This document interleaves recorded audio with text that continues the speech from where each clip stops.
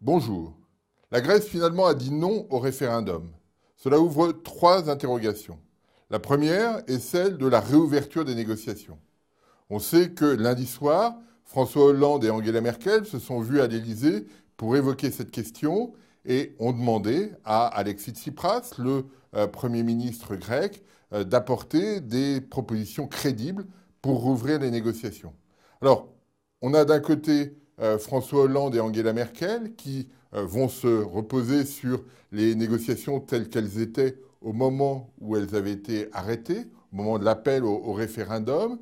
Et puis, de l'autre côté, Alexis Tsipras va évoquer ces questions-là, bien sûr, mais intégrer également le rapport du FMI qui suggérait que la dette grecque n'était pas soutenable.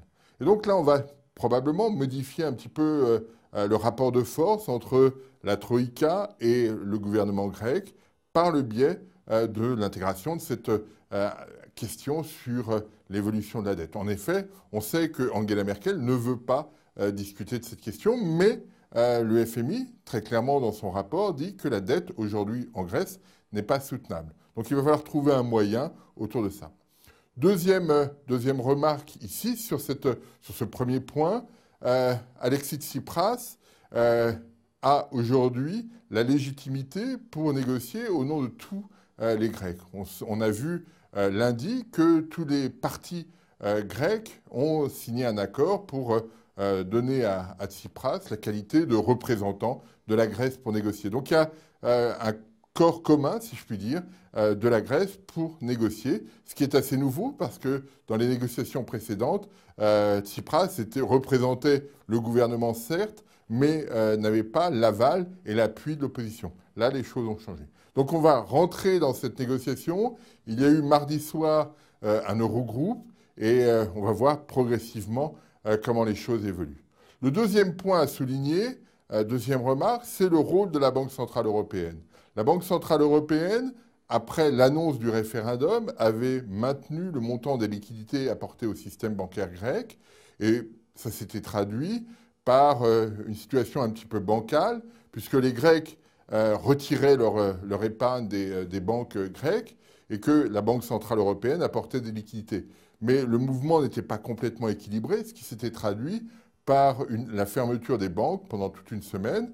Et ça avait créé un peu de tension, puisqu'on avait vu notamment les rayons dans les magasins vides, etc. Parce que voilà, on n'avait pas le mouvement, le flux habituel. Après le référendum, la Banque centrale européenne a maintenu le montant des liquidités qu'elle va fournir, mais elle a durci les conditions pour avoir ces liquidités. En d'autres termes, elle a très clairement dit que pour avoir 1 euro de liquidité, eh bien, il faut désormais apporter davantage d'actifs en contrepartie.